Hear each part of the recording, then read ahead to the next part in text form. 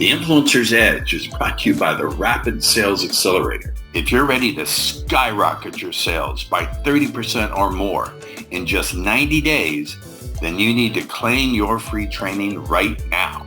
You'll learn 4 words that will compel your prospects to trust you like they were children within the first 3 to 5 minutes of any conversation across any platform and any medium.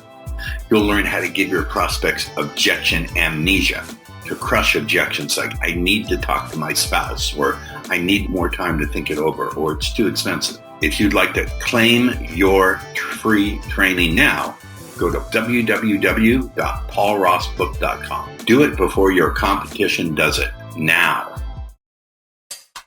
Welcome to the Influencer's Edge. This is the place where you come to get the latest breakthroughs, cutting-edge insights, tools, and techniques to leapfrog over the pack in sales, persuasion, and influence.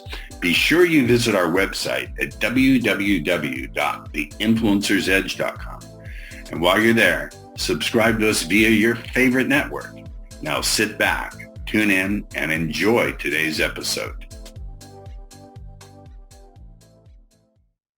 All right, welcome back to the Influencer's Edge.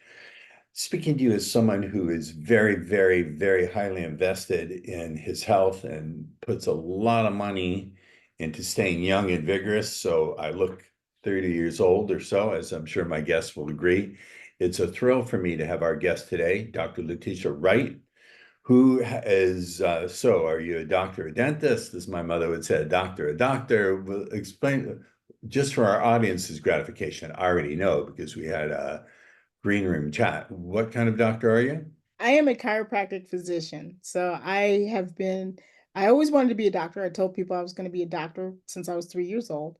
But my mother worked for a Dr. Thee in Pasadena. And so after school, I would go into the office and do my homework, waiting for her to come out, from work. And I would see people walk in all hunched over, and they would come out, see you next week, doc. And I was like, wow, whatever it is he's doing, like, people are immediately better. And I got fixated with chiropractic. And so I grew up to be exactly what I always said I would be. This is already telling me something very special about you. And it also, we'll talk about your current career, but it maps over into your current career that you are impact minded and service driven. Is that, I would say yes. I've never heard anybody go, hey, you got that awfully quick. But yes, I would say I am definitely impact minded and service minded. Yes. All right. So currently, have you given up your practice entirely? Or do you still dabble in it here and there? Because we'll get to what you're doing now. It's Yes. tremendously. Yes, thank you for asking. I no longer see patients. I'm very focused on the other 2 areas. And so, but that's never going to leave me. I mean, I go about things, I take doctors' types of notes on every project that I'm on. I'm always kind of checking out people, reading people for, I can have a meeting and see somebody walking and go, oh, that person's back hurts because the way they walk into the meeting. So that never leaves you. That never really leaves you. But as far as business, I'm working on some other things. Now, it says here in your biography, at some point you were forced or had to close your doors to your practice. I don't want to get too much into the technical details, but I have found that my guests who have the greatest impact always go through I would call it a hero's story. Now, bear with me just for a second, because I'm a comic book fan. If you saw, could I turn that? You could see I have Batman there. Yes, love Batman. But superhero figures like Batman had a tragedy. His parents were killed. Superman lost his home world. Spider-Man lost his Uncle Ben, etc., etc. So very briefly, if you could touch on that loss and how it impacted you. What happened? Because obviously you're in love with what you do and something happened. Can you give us just the very briefest things, but more importantly, what was your source of strength during that time when what you loved was taken from you? What was your source of strength, and how did you believe that there was something greater for you waiting on the other end? Because a lot of people just lay down and quit. Yeah, absolutely. I think that does happen to a lot of people. First of all, I was in my practice. I didn't realize when I was in school that the other doctors in my classes had mentors outside that were waiting for them to graduate and come into practices. Like they were already getting relationships together. I didn't know that. I was just like, I'm going to graduate and then I'm going to go work at some office and then I'll figure it out after that. And at the time that I graduated, it was really hard to get hired on at a chiropractic office. Nobody was hiring. Um, we just bought a new house and we were in literally in a new community. So I didn't have referrals to go off of. And I finally got hired onto an office where the husband and the wife were going through a divorce. And the wife worked in the office. She had some little legal stuff going on, and he had the practice. And so I helped. He had a couple of back surgeries. I helped with patients. It was great. But because they were having a really bad relationship, she was also making my life terrible. Ah, And the day I came home on my birthday and had to cry to get the stress out, I decided I needed to start my own practice. But I really didn't have any help, any mentorship, or anything like that. But I was bold and I went out and started the practice. And I struggled because I didn't know how to market and I didn't have a lot of marketing money. I didn't have a lot of dollars. So the practice, feebly went along with along. It was very, very stressful on the financial end, just super duper stressful. And I was just, not really being able. Now, this is before you have SBA TV. You don't have all these books. You don't have all these internet and courses. This is, very early, you you know. look way too young, if I can compliment you for to have gone back to those days, but you look great. So much. So I was really out there alone and struggling. And when I reached out for mentorship, I reached out to particular doctors. One doctor said, "You got kids, go home and take care of your kids." One doctor told yeah, one doctor told me, "You are too close." I was 2 cities over from her. "You're too close, you're competition." I just literally went and had meetings with doctors and asked for the mentorship, and they were all like, "No." So there's no books to turn to, there's no courses or anything. So there was what we call a practice management company, and they come in and kind of figure out what's going wrong and help you get your stuff together. So I applied to a practice management company. And they called me up. I got all excited. I got my paper, my pencil, and I'm like, okay, she's going to tell me when the specialist is coming in, and she's going to explain to me how it works and what the what is. And the person got on the phone and said, "Yeah, Dr. Wright, we got your application." I said, "Okay." And she said, "Yeah, you don't make enough money to be one of our clients." Ouch. So I was like, "Oh, okay, goodbye." Click. So, that's how long ago. The phones look like this. That's how long ago that was.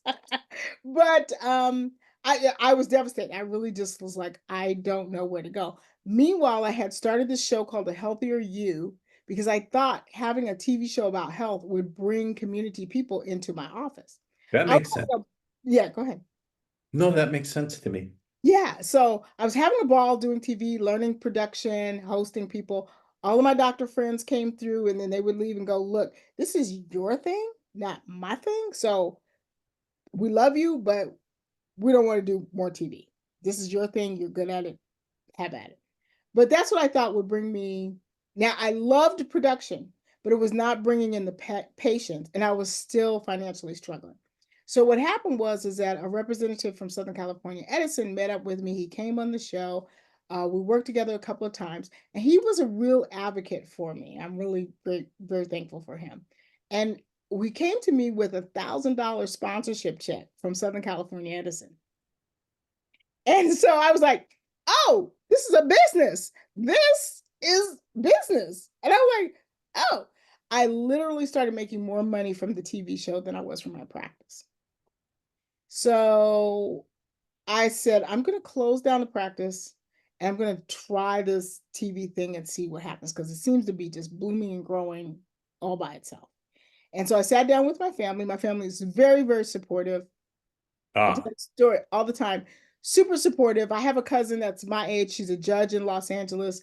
And when we have a big gathering of the family and the elders come, they'll all take a train to Los Angeles so they can go to her court and sit in the court because they feel like that's being supportive. Like we're in the court watching her drop the gavel. We're supportive. She gives them a little tour and everything. But it's very cute how my family is like super supportive. Even my extended family, super supportive. So I told my family, this is what I've decided to do. I'm going to go for TV. I'm going to close down the practice. I'm just tired of the struggle. And they were quiet. Not the usual encouragement, but not the, what are you doing? I don't know if they thought I was having a mental breakdown or what, but they were just quiet. And I was like, oh, okay, well, I'm going to do what I got to do. And I was able to let the practice go, grow the TV show. In its third year, I was in the black. I wasn't in the red. I was making money and profits, and I was good. And so I just kept growing it from there, kept growing the distribution and growing the show, interviewing some very interesting people. I interviewed business people because I was trying to pick up on business tips. And the Wright Place TV show grew. And now it has grown into the Wright Place TV channel, which is on Roku, Amazon, and Apple TV. And I still have shows. I host other people's shows. And it's still working out great financially for me. So that's really what happened. What I find remarkable though, and I always want to ask my guests, where did you get this tenacity to keep going? And here's what I mean. Did you discover it as a necessity along the part of your journey, or did you have someone in your life who displayed it for you, who modeled it for you at some point, maybe as a child, or is it just inherently who you are as a human? I always want to know. The story is interesting, but the resource about the person is what really fascinates me. Where did you get that tenacity? Was it from modeling a parent? Was it inherent in who you are from the day you were born, or did you have to learn it out of necessity, or none of those things? Or this is what my audience really is fixated on, because I'm fixated on it. I think it's a combination. I think it's partly it's innately in me. I think that it is something that I have. However, it was modeled for me by various members of my family. One of the things that I had when I was very young, I must have been one or two. One of my uncles was helping somebody move, and they had a piano they did not want. And so my uncle got the piano and gave it to my mother for me. And my mother always wanted me to learn to have piano lessons. This was back when we still lived in New York. I lived in Westbury, New York. So I'm two, I have this piano. But my mother could not afford piano lessons. My parents never figured out how to afford piano lessons for me until I was 11 years old. So for 11 years, my mother dragged that piano from New York to California. Every move we make, every house we were in, that piano came with us. She never gave it away because I couldn't play piano yet. She always believed at some point she was going to have the money. I was going to go, I was going to learn. And it happened. And I still have that piano to this day. Ah, beautiful. I knew it. I knew it. You didn't even have to tell me. Because for me, it's a symbol of, yeah, you can accomplish that. And it's a literal symbol. My mother's gone now. And so it's a literal symbol of, yes, you can do it. So I think it was modeled for me. I have very interesting grandparents. My grandmother, on my mother's side, she was, I don't know why, she was fluent in Russian, reading, writing Russian. This is back in the 50s. She took a trip to Russia by herself, a lone African American woman. Like that was not That's done crazy. yet, That's crazy. But the thing is, she could speak fluent Russian, so she wasn't lost. People couldn't say things behind her back. Like she knew, she had her faculties. So she was just an amazing woman. I think I get my wanderlust from her because my mother's parents had traveled the world, and I have too. And so so I think just I never got a chance to ask her what that was all about. I'm sure there was something behind it. I never got a chance as an adult to have a conversation with her and say, what was that all about? But just seeing that tenacity, seeing people who decide what they want and then actively go for it, being represented in my life, I think that helped. But I think it's a little bit of both. Очень хорошо, which means very, very good. I come from Russian stock. All right, let's dive into what you do now. Yes. So this is something interesting statistic. You say approximately 30% of the total workforce will change jobs every 12 months. I believe you. You're the expert. You're on my show. If you say it, I believe it. But that sounds hard to believe. Are we talking about people in the food service industry? What are you talking about? 30% of the total workforce? Yeah, well, we're talking about not so much industry wise, it's across the board, but we're talking about the younger workers. People that are under the age of 35 do not have the I'm going to be loyal to this job mentality Right. because they've seen their grandparents work for a company for 30, 40 years and put money away. And then this company tell them, oh, yeah, your pension's gone. Like they've seen their grandparents suffer at the hands of bad capitalism, and they don't want the same thing for themselves. So now you have somebody who's between 25 and 35, and like they are not staying at a job they hate. They don't believe in trading time for dollars and living a life they don't want to live. They would rather be have less money and be happy, because the point of life is to be happy, and some of them can't be happy at a job that is 10 hours a day plus a 2-hour commute. I live in California right now, Southern California. Some of these commutes are brutal. Like I So don't. I moved to San Diego, doctor, from LA. I'm here in San Diego. It's not nearly as bad. Right, right. San Diego's beautiful and the weather's, you know, uh just amazing. I love San Diego. I love the museums. It's in, I'm literally right up the 15 freeway. Like I can be there in 2 hours. So we love San Diego. Uh, But other parts of LA, that people are in that traffic jam for just hours. And so um I don't think traffic jams, New York and LA, we've got the best and biggest, but around the country, younger people do not want to live that lifestyle where they're just working all the time. When they come home, they're too exhausted to play with their kids or play with their pets or spend time with their friends. And so they will move to a job that best suits them. They are not concerned about the company. They're not trying to stay at a company. That if they find out they can get paid better wages, they're going to move. If the conditions are better, they're going to move. Like they're going to move to take care of them. And so you have a lot of this movement, and they've seen the abuses that their parents and their grandparents have gone through, and they are not repeating that. Got it. I think that leads the other side of that cover, Dr. Wright, would be when you move jobs or if you move locations, you leave friends behind and you become lonelier. I think that's part of the loneliness epidemic, which is very damaging. I think that's part of it too, but one of the things about the younger generation too is that they're able to mitigate some of that loneliness with tech. So, I called a friend, it was her birthday. She lives in South Carolina, and she was having a Zoom birthday party. So to drop in and say Zoom, my family has done Zoom Christmas gatherings just to make sure we see everybody, especially in the pandemic time when we weren't actually physically seeing people. Um, I have a cousin who does the Christmas Tree Lane in Altadena, California. And so he always has a Christmas open house. So when we had the pandemic, it was first time in years, or first time I ever remember that, we weren't gathering at his house along with everything else. So doing it via Zoom, keeping in touch with people in different ways, having meetups that you all meet together. I have a friend that they're going up to Palo Alto, and a bunch of them are getting a house and just renting that for the weekend. So I think people have different ways of socializing. The loneliness is an epidemic, but for those who are actively trying to mitigate it, they find ways to do it. Got it. All right. So you had three pivots. First pivot would be from being a chiropractor to being a TV host. What were the other pivots?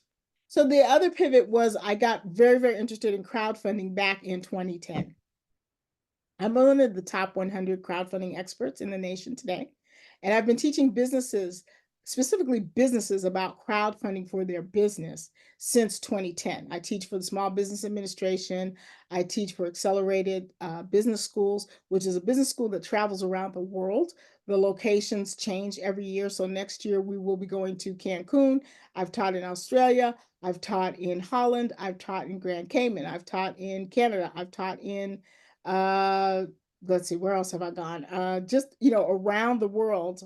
Thailand. I'm sorry, I almost forgot Thailand. That's one of my favorite places.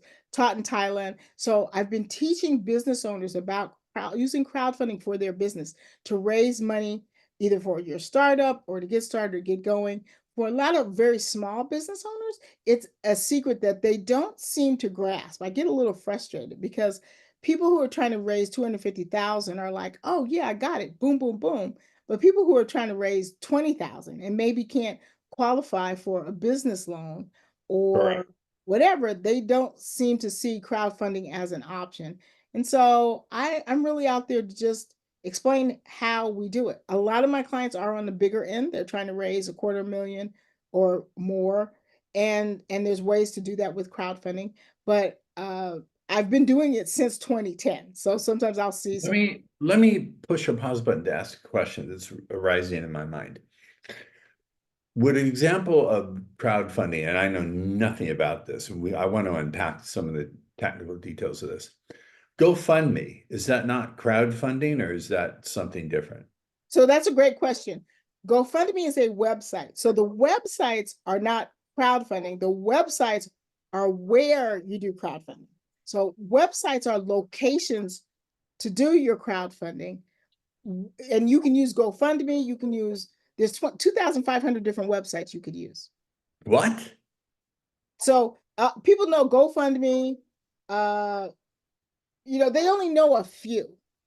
And there are so many options that you have. I tell people if it's business, don't use GoFundMe because GoFundMe has tragedy attached to it. Most people are going to GoFundMe when their house burned down, their child's in the That's hospital. true. That's true. So give us some of the top tips that you teach people to crowdfund their business. What are some of the things, if you could give us one or two do's and one or two don'ts, what would you say those would be? So one or two do's, do figure out what type of crowdfunding you want to do for your business. You can sell shares and raise $5 million, or you can do pre-sales and pre-sell the product before you make it. So figure out which one you want to do. What are the regulatory, if I could, the regulatory implications? If you're selling shares, then you're going to have this Security and Exchange Commission and all sorts of regulation and the costs of compliance and compliance attorneys. And wouldn't that be for me, that would be a screeching red light. Well, that's very true. But what has happened is that President Obama signed crowdfunding into law. So now there are special SEC laws for crowdfunding. You have regulation crowdfunding where you can raise 5 million. You have regulation A, regulation D. One, you work with people who are certified that they have the money to do it. The other one you can work with, grandma can give $10 if she wants. You can have a lot of different people working with you. So crowdfunding has its own set of SEC rules, which you do follow, and there are specific websites that do SEC crowdfunding. So you're not going to just jump up and do SEC crowdfunding anywhere, but you do have to file paperwork, and the websites that work on that, they're part of fintech. They're helping you file the paperwork and get what you need so that it's legal. It is much cheaper than going public on Wall Street, but it is very similar to that. Cool. Okay. Give us one more tip that you give people, one more do. So one more do is remember it's about the crowd. So if you don't have a crowd, you're going to want to borrow a crowd. So these websites are not the magic thing. People are like, I'm going to get on Kickstarter because they're going to send me all the people. Kickstarter doesn't do any marketing for you. So when you're raising this money, you've got to be the one to get out there and raise that money. The website is just a place. They don't do anything else for you. Cool. And two don'ts. Give us two don'ts, two never do's to watch out for these traps you're never going to get out of this quicksand. So don't forget that if you're doing a pre-sale, that you need a video. You need a video to clarify for people what you're doing. 99% of people without a video do not reach their goal. So do consider spending good money on a video, not letting your 14-year-old nephew, as one lady told me, her 14-year-old grandson was going to do her video so she could raise $1 million. I said, may the odds be ever in your favor. That you got to put something into it if you want to get something out. How do you define good, if I could, Doctor? So good is going to be, does good mean good production quality, or you've got a honed message that's crafted to get people to want to participate? It's both of those. It is both of those. It's got to be good production quality. I've seen people promoting a film that their video was blurry. Like, that's not telling me that you can create a film. Like, so good production quality, a good story, follow along. This is what I'm offering. This is why I'm offering it.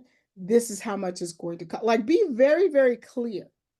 A lot of people are very, very vague. They're making these really cool videos, but they're very, very vague. And I have 3 videos. You can go watch them on YouTube. These are the ones that I use that I teach from. I show these when I'm teaching long term. But you can go look at a video called I Used to Be You. I Used to Be You. It is for a book. Very good video, very clear, and really touches your heart. Then there's the next one I recommend you look at called A Pug Named Fender. A Pug Named Fender. Both of those are for books. Excellent videos, very clear about what they're doing. And the other one is for, what's the name of the straw? Magic, no, it's not called Magic Straw. It's for a reusable straw. And the production is very, very high, but they raised millions and millions of dollars. The production quality, I mean, they got a mermaid, they got, it's something to behold. So while you don't have to spend millions of dollars, you do have to get good quality, good story, and clarity. What problem are you solving, and why did you decide to solve it?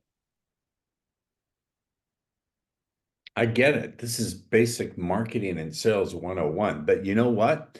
Oftentimes people ignore the basics because they're looking for the shiny bells and whistles instead of digging into the dirt and planting the right seeds. I get it. This is very, very wise. Very wise. I love it. What else, if I were to say to you, what is the most important question that you think I need to ask to clarify what you do that for whatever reason I haven't? Let me throw that at you. What is this? When it comes to crowdfunding, just what I'm doing right now is I'm doing a lot of teaching. You could ask me, what services do I offer, or how do I serve people? I do a lot of teaching right now. I do work with clients one-on-one when they're doing large raises. I do the setup with the SEC websites and that sort of thing. So that's kind of a big ticket thing. That's not, something I do for $500, but it's a big ticket thing. Because these people are raising anywhere from $250,000 to $5 million. So you can imagine there's some, Yes, and I imagine that you do not want to get on the wrong side of any regulatory agency whatsoever. I've done it, and it is not a pleasant thing. It's like being dragged on the pavement by 10 horses when you've already got road rash and rubbing salt. Yeah. So, and one of the things that I do, and they put it out there, the fintech companies have a list of all of the SEC connected websites that have lost their licensing or can no longer do business, because there's a lot of times they're still up, and people could go on there and pay money and everything. But I have a list of who the SEC has said, yeah, you guys are done, so that I'm making sure my clients are not fooling around with the wrong websites and just that kind of thing. It's part consulting and part, services in terms of setup when you're going for those big numbers. Got it. We have come to the end of our time. I know my audience would love to stay in the conversation with you, Dr. Wright. How do they do that? What's the best way to stay in connection and find out more about you and what you do? Absolutely. I think social media, I'm on TikTok and I'm on Facebook, and that's a great way to start up a conversation.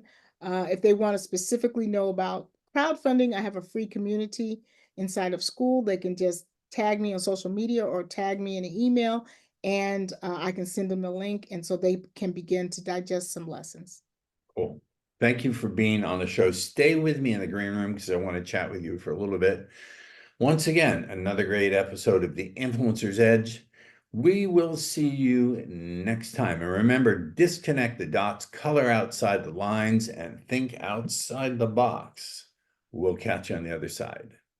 The Influencer's Edge is brought to you by the Rapid Sales Accelerator. If you're ready to skyrocket your sales by 30% or more in just 90 days, then you need to claim your free training right now. You'll learn 4 words that will compel your prospects to trust you like they were children within the first 3 to 5 minutes of any conversation across any platform and any medium. You'll learn how to give your prospects objection amnesia, to crush objections like, I need to talk to my spouse, or I need more time to think it over, or it's too expensive. If you'd like to claim your free training now, go to www.paulrossbook.com. Do it before your competition does it now. Thank you for tuning in to The Influencer's Edge, where you get the latest breakthroughs, cutting-edge insights, tools, and techniques so you can leapfrog over the pack in sales, influence, and persuasion. Remember to visit our website at www.theinfluencersedge.com to enjoy even more great episodes like this one. We look forward to seeing you again on The Influencer's Edge Show.